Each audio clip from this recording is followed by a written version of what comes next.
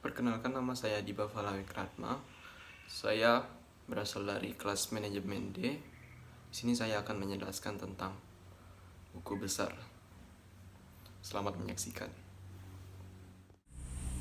Ya, jadi di sini ada buku besarnya.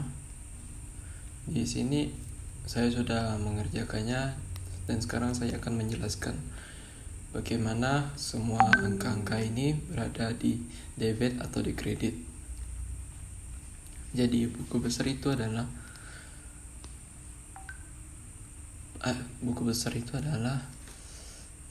penseleksian atau membuat masing-masing tabel akun atau keterangan dari perusahaan tersebut. Dan bagaimana kita bisa mengetahui angka-angka ini? Kita bisa melihat dari buku jurnal yang telah saya kerjakan pada tugas 2 yang lalu. Ya, ini dia.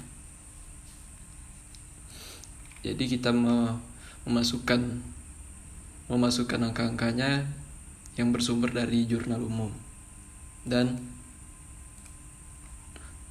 ada juga dari daftar saldo, yaitu pembukuan dari sebulan sebelum buku besar ini ingin kita kerjakan, yaitu pada bulan Juli, pada tanggal 1 Juli.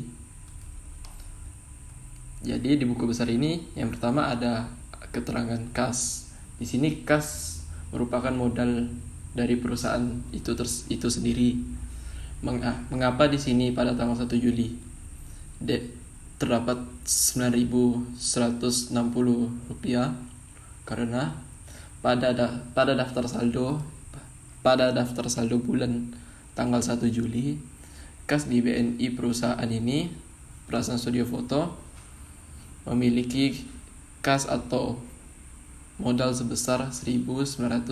Maka di sini kita menaruh di debit atau kas kita sebesar 9.160. Dan mengapa di sini terdapat debit pada tanggal 1 Juli ini?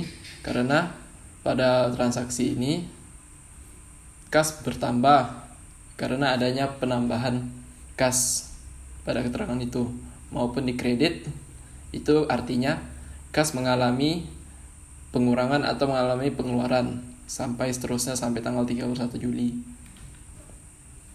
Dan di piutang, ini piutang usaha.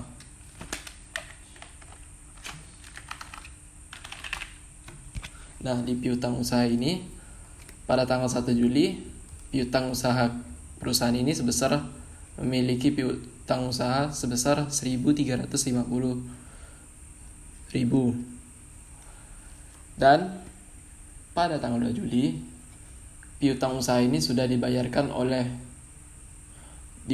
pihak penyewa sebesar Rp1.350.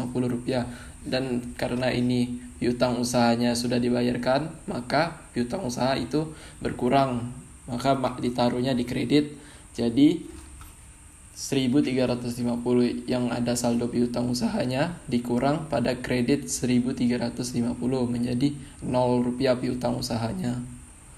Dan pada tanggal selanjutnya piutang usaha itu bertambah lagi karena adanya penyewa yang masih membayar setengah harga atau setengah dari kesepakatannya sampai seterusnya.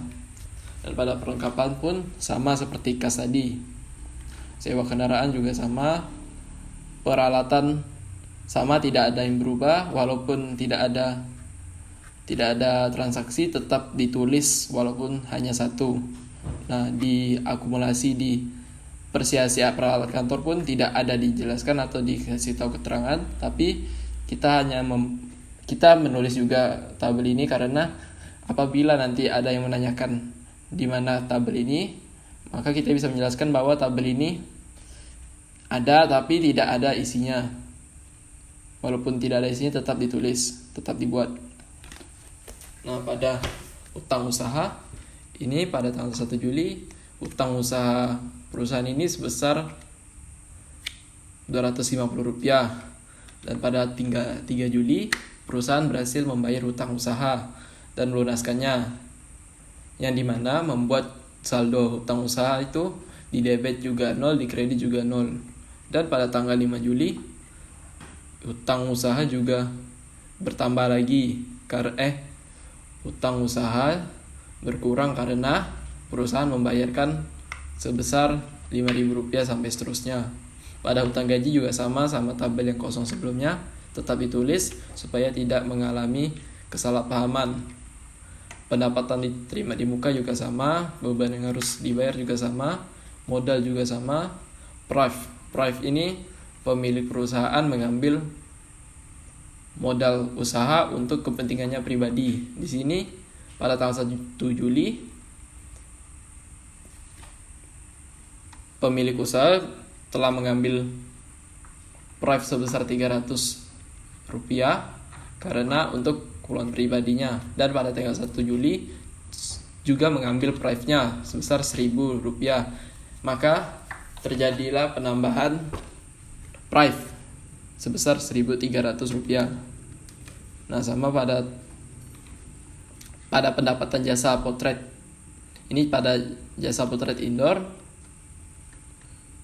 sudah dibayarkan sebesar 850 pada tanggal 1 Juli dan memiliki utang usaha